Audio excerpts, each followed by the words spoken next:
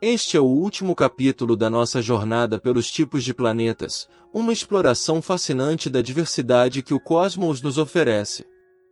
Ao longo dessa série, mergulhamos nas atmosferas densas dos gigantes gasosos, nos desertos escaldantes dos planetas rochosos e nas paisagens geladas dos mundos distantes.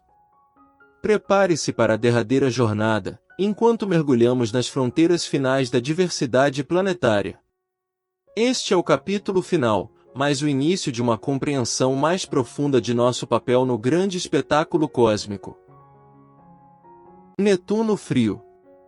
Netuno frio é um tipo de planeta com uma massa variando de cerca de 10 massas da Terra, uma superterra, menor do que a massa de Saturno.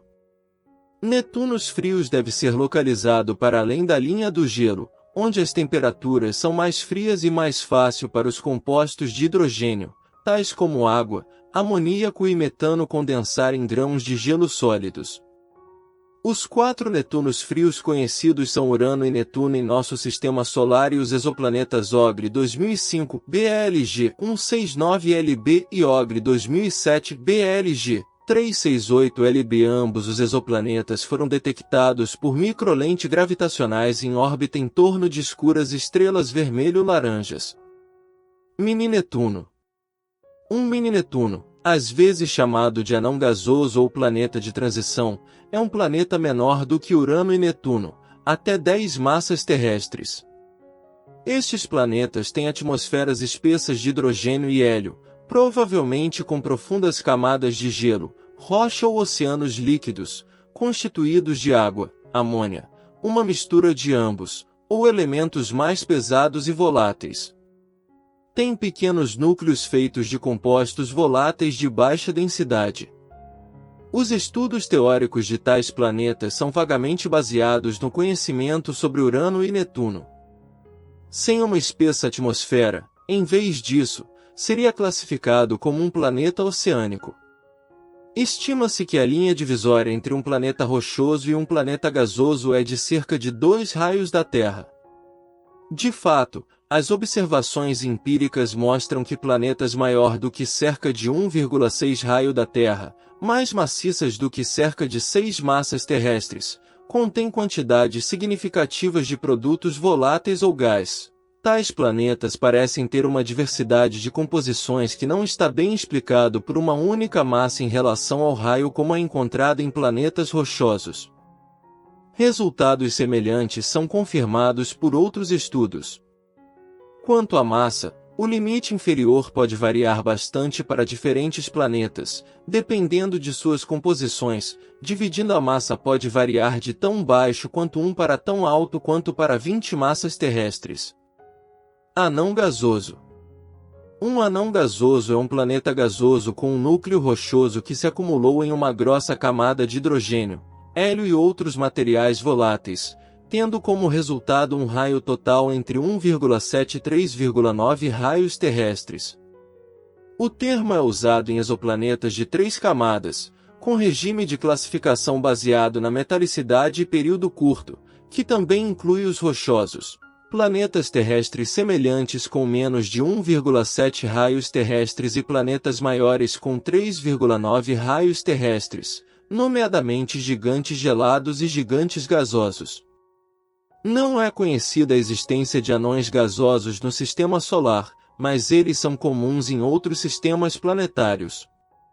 Planetas gasosos menores e planetas mais próximos de sua estrela hospedeira perderá massa atmosférica mais rapidamente via de escape hidrodinâmico do que os planetas maiores e planetas mais distantes. O menor planeta extrasolar conhecido que é um provável planeta gasoso é Kepler 138d, que tem a mesma massa que a Terra, mas é 60% maior e, portanto, tem uma densidade que indica uma camada de gás de espessura. Um planeta gasoso de baixa massa ainda pode ter um raio semelhante a de um gigante gasoso se ele tiver a temperatura certa. Planeta inchado. Um planeta inchado, também denominado de Saturno quente, devido à sua densidade semelhante à de Saturno, é como são chamados às vezes os planetas gigantes gasosos com um grande raio e com densidade muito baixa. Os planetas inchados podem orbitar perto de sua estrela. O intenso calor da estrela e aquecimento interno do planeta expandem a atmosfera. 6 planetas com raio grande e de baixa densidade foram detectados pelo método de trânsito planetário, RET P1b, Corot 1b, 34, VAS 12b, VAS 15b, VAS 17b, Kelt 4ab e Kepler 7b. Algum Júpiter quente detectado por velocidade radial poderia ser planetas inchados. A maioria destes planetas estão 2 vezes abaixo da massa de Júpiter. Super-Júpiter. Um super-Júpiter é um objeto astronômico muito mais massivo do que o planeta Júpiter. Por exemplo, subestrelas companheiras próximas do limite de anãs marrons foram qualificadas como super-Júpiteres, como a que orbita Kappa Andromedae. Os super-Júpiteres, ainda que possam ter várias vezes a massa de Júpiter, têm um raio muito semelhante, 1 ou 2 vezes o seu raio, porque quanto mais massivo é um objeto, mais intensa a força de gravidade sobre si mesmo, que tende a reduzir seu raio. Planeta duplo. O termo planeta duplo, no seu uso mais comum, define um conjunto de 2 planetas de massa comparável orbitando um em redor de outro. O termo planeta duplo é informalmente utilizado para descrever um planeta que possui um satélite suficientemente grande para também ser considerado um planeta por direito próprio. Uma definição comum é que o centro de gravidade do sistema, em torno do qual os objetos orbitam, esteja acima da superfície. O termo formal é sistema binário. Similarmente, existem também asteroides duplos, tais como 90 Antíope, e sistemas de objetos duplos da cintura de Kuiper tais como 79.360, 1997 CS29 e 1998 WW31. À data de 2009, não existiam oficialmente planetas duplos. Gigante gelado. Um gigante gelado é um planeta gigante constituído principalmente por substâncias mais pesadas do que hidrogênio e hélio, tais como oxigênio, carbono, nitrogênio e enxofre. Há 2 gigantes de gelo no Sistema Solar, Urano e Netuno. Existem hipóteses da existência de um terceiro gigante gelado, que, se for encontrado, seria o 9º planeta do Sistema Solar. A massa deles é constituída de apenas cerca de 20% de hidrogênio e hélio, ao contrário dos gigantes gasosos, Júpiter e Saturno, que consistem por mais de 90% de hidrogênio e hélio. Na década de 1990, percebeu-se que Urano e Netuno são uma classe distinta de planeta gigante, separado dos outros planetas gigantes. Eles tornaram-se conhecidos como gigantes gelados porque seus compostos constituintes estavam principalmente frios quando foram incorporados nos planetas durante a sua formação, quer diretamente sob a forma de gelos ou aprisionado em gelo de água. Atualmente a quantidade de sólidos voláteis dentro dos gigantes de gelo é, no entanto, muito pequeno. Mesoplaneta. Mesoplaneta é um termo cunhado por Isaac Asimov para se referir a corpos planetários com tamanhos menores do que Mercúrio, mas maior do que Ceres. Entender o tamanho e a dimensão linear, ou volume.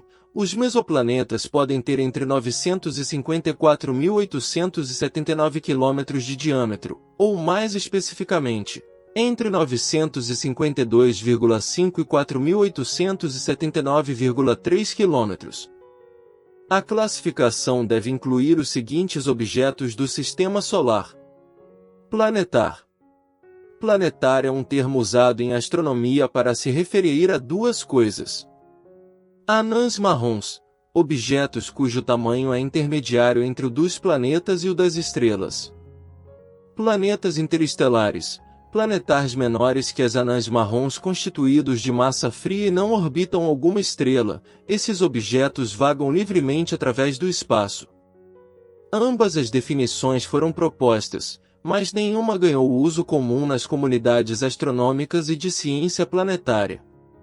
O termo é um portmanteau, a junção das palavras inglesas planet mais star. Planemo.